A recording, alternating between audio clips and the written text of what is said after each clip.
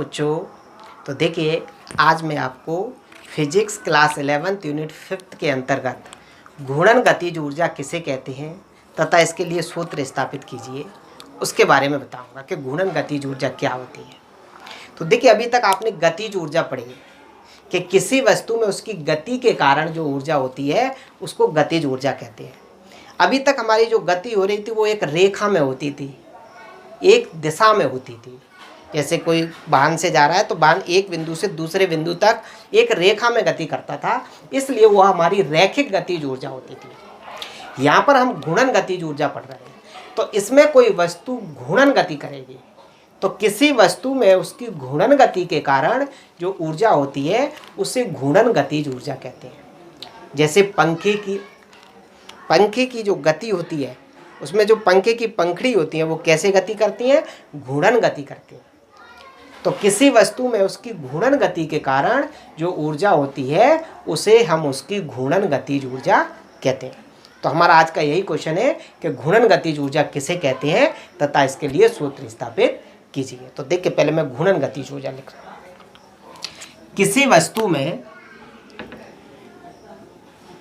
वस्तु में उसकी घूर्णन गति के कारण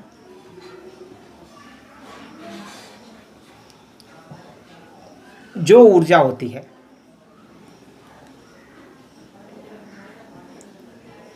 उसे घूर्णन गतिज ऊर्जा कहते हैं। गतिज ऊर्जा कहते हैं तथा इसे के से भी प्रदर्शित कर रहे हैं, के ई से भी कर सकते हैं तथा इसे के द्वारा प्रदर्शित करते हैं। ठीक है। तो जित हो गई घूर्णन गतिज ऊर्जा की डेफिनेशन। अब हमें लाना है घूर्णन गतिज ऊर्जा के लिए व्यंजक। ठीक है। तो घूर्णन गतिज ऊर्जा के लिए व्यंजक।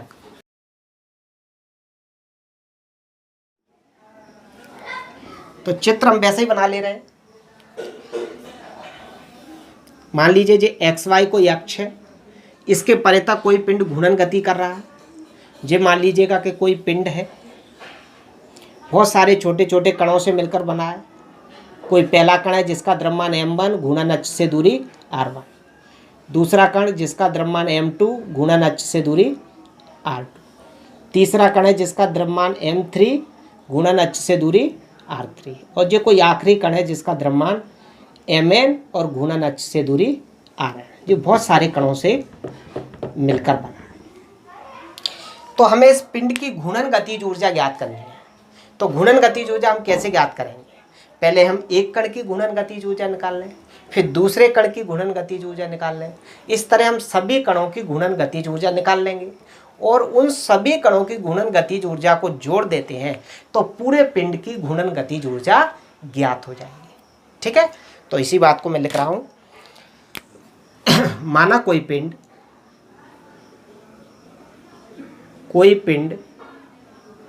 छोटे छोटे स्मॉल n कणों से मिलकर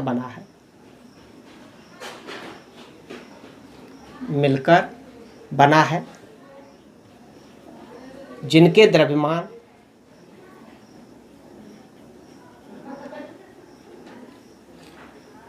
द्रव्यमान क्रमशः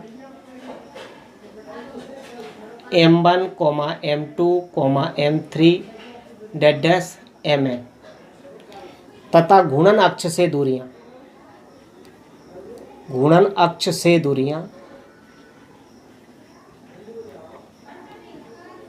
क्रमशः r1, r2, r3 rn है। घूर्णन अक्ष xy के परितः एक समान कोणीय वेग ओमेगा से गति कर रहा है। गति कर रहा है। ठीक है, एक समान कोणीय वेग ओमेगा से गति कर रहा है। ओके, तो देखिए अब हम क्या करें पहले कण की गतिज ऊर्जा निकालें, फिर दूसरे कण की गतिज ऊर्जा निकालें, फिर तीसरे कण की गतिज ऊर्जा निकालें। ऐसे हम सभी कणों की गतिज ऊर्जा ज्ञात कर लें। तो देखिए m1 द्रव्यमान के कण की गतिज ऊर्जा K1 बराबर क्या होता था, 1/2 mv² होता था, 1/2 m1 v1²। यहाँ v1 क्या है, पहले कण का वेग है। ठीक है, यहाँ v1 क्या हो जाएगा, पहले कण का वेग। इसको मैं थोड़ा और सॉल्व करूं तो 1/2 m1, चूंकि v बराबर आपने पढ़ा है r ओमेगा होता है, देखिए वेग और कोणीय वेग में संबंध। तो v1 की जगह क्या हो जाएगा, यहाँ पर r1 ओमेगा, ओमेगा 1 नहीं लिखेंगे क्योंकि सभी कण एक समान कोणीय वेग से गति कर रहे हैं। पूरा पिंड एक समान कोणीय वेग से गति कर रहा है। ठीक है, इसलिए सभी कणों के कोणीय वेग एक समान होंगे और रेखीय वेग सभी के अलग अलग होंगे। रेखीय वेग कैसे अलग अलग होंगे देखना, समझना थोड़ा सा। ये कोई अक्ष है और इसके परे तक कोई पिंड ऐसे घूम रहा था। ठीक है, ये केंद्र है। अब देखिए यहां से यहां तक की दूरी क्या कहलाएगी, त्रिज्या कहलाएगी। कुछ कण यहां पर है, कुछ कण यहां पर, मैं दूसरे पेन से लिख रहा हूं। देखिए कुछ कण यहां पर है, कुछ कण यहां पर है, कुछ कण यहां पर है। जब ये घूम जाते हैं, जैसे पंखे की पंखड़ी घूम जाती है तो ऐसे, जैसे पंखे की पंखड़ी ऐसे थी, कुछ समय बाद घूमकर ऐसे हो गई। तो जे मान लीजिए घूमकर जब ऐसे आ जाती है तो जे कण इधर आ गया, दूसरा कण जे यहाँ पर आ गया और जे वाला कण यहाँ पर आ गया। तो ये सभी कणों में विस्थापन हुआ। तो देखिए इस वाले कण ने सबसे अधिक दूरी तय की है, इस कण ने उससे थोड़ी सी कम दूरी तय की है, इस कण ने और कम तय की है। तो सभी कणों द्वारा तय की गई दूरियां अलग अलग हैं, सभी कणों का जो विस्थापन है वो अलग अलग है। तो रेखीय वेग का क्या फॉर्मूला होता है, वेग बराबर विस्थापन बटे समय, विस्थापन बटे समय। तो देखिए पहले कण का विस्थापन ज्यादा है, समय सब में बराबर लगा है। पहले कण का विस्थापन ज्यादा है इसलिए इसका वेग क्या होगा, अधिक होगा। इस दूसरे कण का विस्थापन थोड़ा इससे कम है इसलिए इसका वेग कम होगा। इस वाले कण का विस्थापन और कम है इसलिए इसका वेग और कम होगा। तो रेखीय वेग तो सभी कणों के क्या होंगे, अलग अलग होंगे, क्योंकि सभी कणों ने जो दूरी तय की है वो अलग अलग तय की है। लेकिन कोणीय वेग सभी के एक समान होंगे, क्योंकि कोणीय वेग बराबर क्या होता है, कोणीय विस्थापन बटे समय या समयांतर, कोणीय विस्थापन बटे समय। अब कोण का विस्थापन सभी में बराबर हुआ है, सभी जो कण हैं वो बराबर कोण से घूमे हैं। देखना कोण का विस्थापन तो यही हुआ है ना, इतना, तो इस कण के लिए भी इतना ही माना जाएगा कोण, इसके लिए भी इतना ही और इसके लिए भी इतना ही। तो कोणीय वेग बराबर कोणीय विस्थापन मान लीजिए थीटा बटे टी। तो सभी के लिए कोणीय विस्थापन बराबर है, इसलिए सभी कणों के कोणीय वेग भी बराबर होंगे। ठीक है, तो जब कोई वस्तु घूर्णन गति करती है तो सभी कणों के कोणीय वेग एक समान किंतु रेखीय वेग भिन्न भिन्न होते हैं। रेखीय वेग भिन्न भिन्न क्यों होते हैं, क्योंकि सभी कणों द्वारा चली गई दूरियां अर्थात विस्थापन भिन्न भिन्न होते हैं और सभी कणों का कोणीय विस्थापन एक समान होता है, इसलिए सभी कणों के कोणीय वेग एक समान होते हैं। ठीक है, तो इसको हम थोड़ा सा समझ सकते हैं। तो देखिए ये क्या हो जाएगा, पहले कण के लिए v1 v बराबर r ओमेगा, तो v1 बराबर क्या हो जाएगा, r1 ओमेगा। इसको थोड़ा और सॉल्व कर, इसके ऊपर स्क्वायर लगाए तो यहाँ स्क्वायर लगा दें, इसको थोड़ा और सॉल्व करते हैं। तो k1 बराबर 1/2 m1 r1² ओमेगा², अलग अलग स्क्वायर लगा दिए। कण की निकालें तो इसी प्रकार m2 द्रव्यमान के कण की गतिज ऊर्जा कितनी आ जाएगी, अब सीधा लिख दें, K2 बराबर symmetry 1/2 m2 r2² omega square. ठीक है, इसी प्रकार तीसरे कण की निकाल दें तो m3 द्रव्यमान के कण की गतिज ऊर्जा ये सभी घूर्णन गतिज ऊर्जा आ रही हैं क्योंकि ये वेग कौन सा है, कोणीय वेग। सीधा लिख दूं K3 बराबर 1/2 m3 r3² ओमेगा स्क्वायर। ठीक है,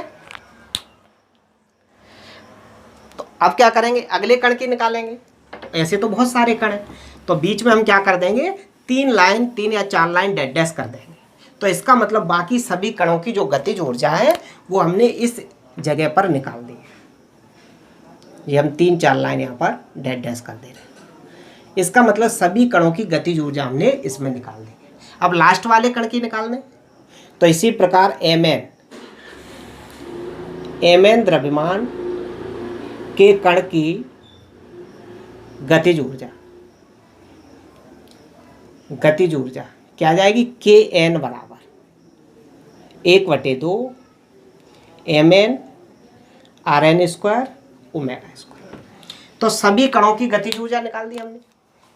अब पूरे पिंड की गतिज ऊर्जा ज्ञात करेंगे तो सभी कणों की गतिज ऊर्जाओं को जोड़ देंगे। ठीक है, तो अब क्या लिखेंगे, संपूर्ण पिंड की गतिज ऊर्जा, संपूर्ण पिंड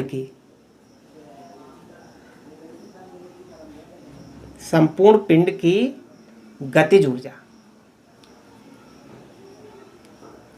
इसको K बराबर मान लें तो K बराबर K1 + K2 + K3 और प्लस डैश डैश K है। सबके मान रख दें, इधर से लिख रहा हूँ मैं K बराबर 1/2 m1 r1² omega square plus 1/2 m2 r2² omega square. जी K2 की वैल्यू रख दी। अब K3 की रखेंगे तो 1/2 m3 r3² omega square plus, अब कौन से लास्ट वाले कण की लिखेंगे तो बीच में डैश डैश कर दें, 1/2 mn Rn² ओमेगा स्क्वायर। ठीक है, कुछ कॉमन आ रहा है, जो कॉमन आ रहा है उसको बाहर निकाल दें तो 1/2 पूरे में से कॉमन आ रहा है और ओमेगा स्क्वायर भी आ रहा है। तो ब्रैकेट ओमेगा स्क्वायर को मैं पीछे कॉमन निकाल दे रहा हूँ, तो क्या बचेगा, m1 r1² m2 r2² m3 r3² और plus dash dash mn Rn² और ओमेगा स्क्वायर मैंने जो पीछे कॉमन निकाल दिया। ठीक है, K बराबर 1/2। देखिए जे क्या है, पहले कण का जड़त्व आगुण, द्रव्यमान इंटू दूरी का स्क्वायर मतलब जड़त्व आगुण। पहले कण का जड़त्व आगुण, ये दूसरे कण का जड़त्व आगुण, तीसरे कण का जड़त्व आगुण और ये लास्ट वाले कण का जड़त्व आगुण। तो ब्रैकेट के अंदर क्या लिखा है, सभी कणों के जड़त्व आगुणों का योग। ठीक है, तो ये क्या हुआ, सभी कणों के जड़त्व आगुणों का योग मतलब पूरे पिंड का जड़त्व आगुण। और पिंड के जड़त्व आगुण को हम I से लिखते हैं, तो चाहो तो इसको एक बार मैं ऐसे लिख दूं, सिग्मा mr² और ओमेगा स्क्वायर। ये जड़त्व आगुण के फॉर्मूला होता ही है, I बराबर सिग्मा mr²। तो इसकी जगह हम क्या लिख देंगे, I लिख देंगे, या डायरेक्ट पहले भी I लिख सकते थे। तो K बराबर क्या हो जाएगा, 1/2 I ओमेगा स्क्वायर। तो ये घूर्णन गतिज ऊर्जा के लिए व्यंजक है, नीचे लिख देंगे, यही घूर्णन गतिज ऊर्जा के लिए व्यंजक है। क्लियर। तो इस तरह हमारा ये क्वेश्चन यहाँ पर समाप्त हो जाता है। थोड़ा सा मैं इसको और लिखना चाहूँ तो लिख सकते हैं,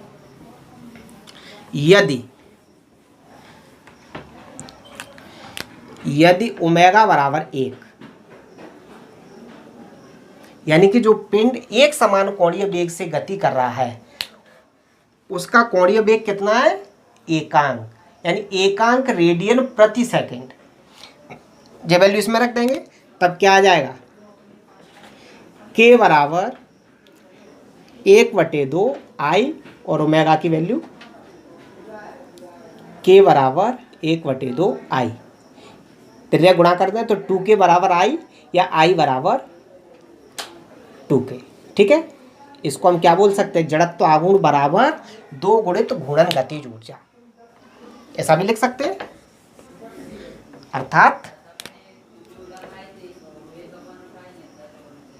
अर्थात जड़त्व आघूर्ण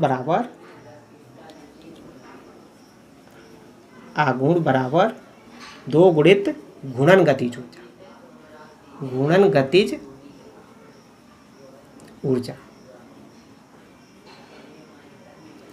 ठीक है, तो इसका मतलब क्या हुआ, किसी पिंड का जड़त्व आघूर्ण घूर्णन गतिज ऊर्जा के 2 गुने के बराबर होता है। लेकिन कब बराबर होता है, जब पिंड एकांक कोणीय वेग से गति करता है। तो इसको भी हम लिख सकते हैं, अर्थात किसी पिंड का जड़त्व आघूर्ण, ऐसे लिख दें, अर्थात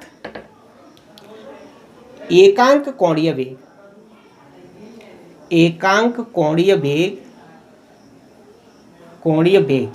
ठीक है, इसका मतलब क्या हुआ, कोणीय वेग कितना, 1। एकांक कोणीय वेग से घूर्णन गति कर रहे पिंड का जड़त्व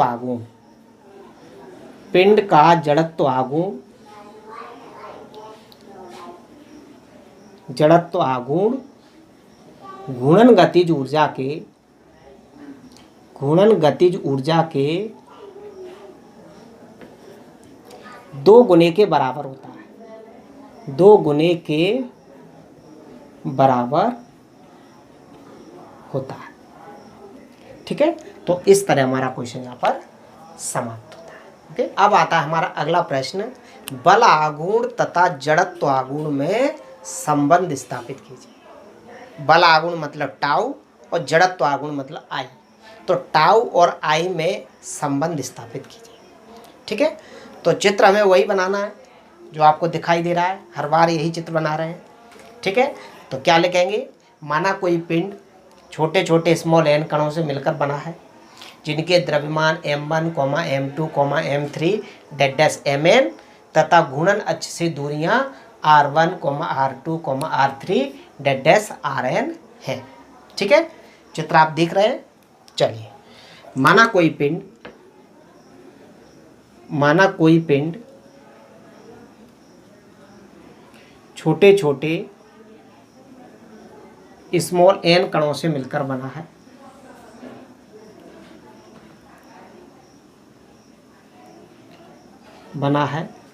जिनके द्रव्यमान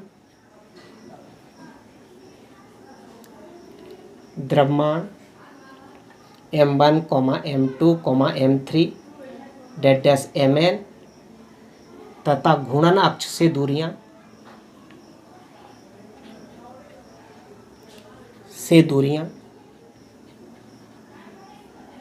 r1, r2, r3 dash rn है। घूर्णन अक्ष xy के परितः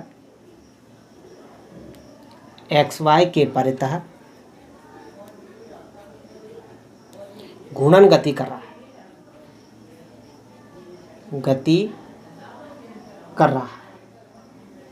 ठीक है, तब अब देखिए, हमें बलागुण तथा जड़त्व आघूर्ण में संबंध लाना है। तो हमें क्या करना है, पूरे पिंड का बलागुण ज्ञात करना है। तो हम क्या करें, पहले एक कण का बलागुण ज्ञात करें, फिर दूसरे कण का बलागुण ज्ञात करें, तीसरे कण का बलागुण ज्ञात करें, और इस तरह हम सभी कणों के बलागुण ज्ञात कर लें। इन सभी कणों के बलागुणों को यदि जोड़ दें तो पूरे पिंड का बलागुण ज्ञात हो जाएगा। ठीक है, तो देखिए कैसे, पहले हम m1 द्रव्यमान के कण का बलागुण ज्ञात करें। तो देखिए, m1 द्रव्यमान के कण का बलागुण बराबर क्या होता है, बल गुणित बलों के बीच की लंबवत दूरी, बलों के बीच की लंबवत दूरी, यही होता है ना। पहले कण का ज्ञात कर रहे हैं, इसलिए मैं टाउ बल बराबर मानता हूं, बलागुण को टाउ से लिखते हैं। बल क्या हो जाएगा, F1 और बलों के बीच की लंबवत दूरी R1। ठीक है, चूंकि एफ बराबर क्या होता है, एम ए होता है, तो F1 बराबर क्या आ जाएगा, M1 A1, और जे R1 जैसे का जैसा।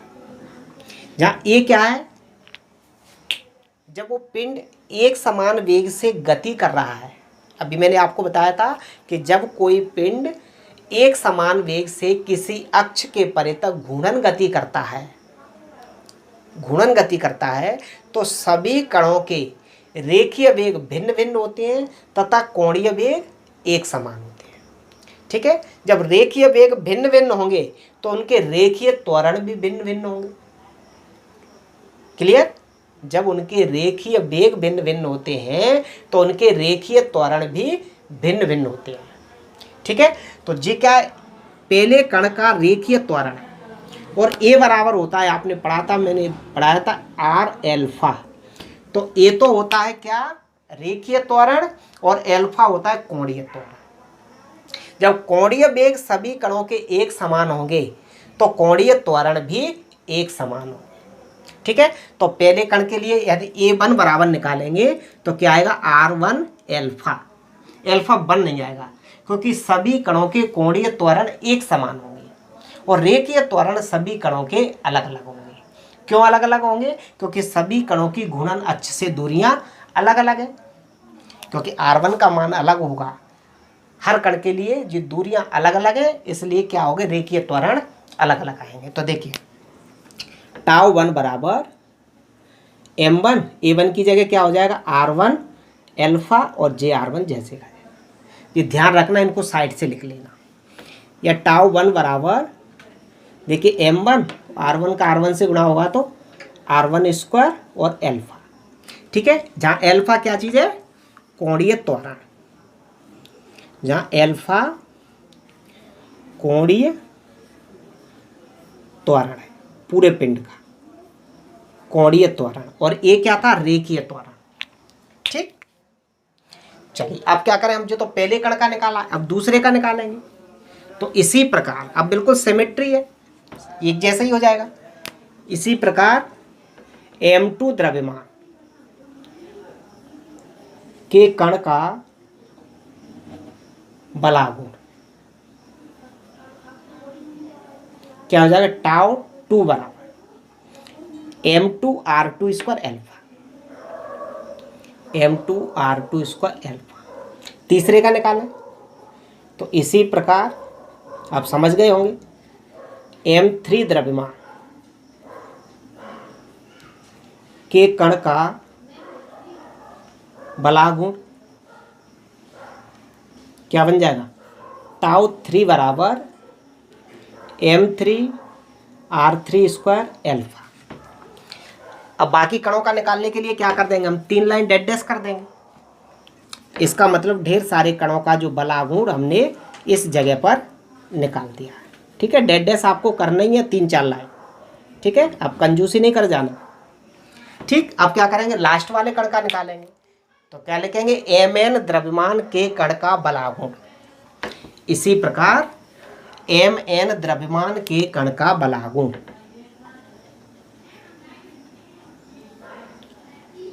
Mn द्रव्यमान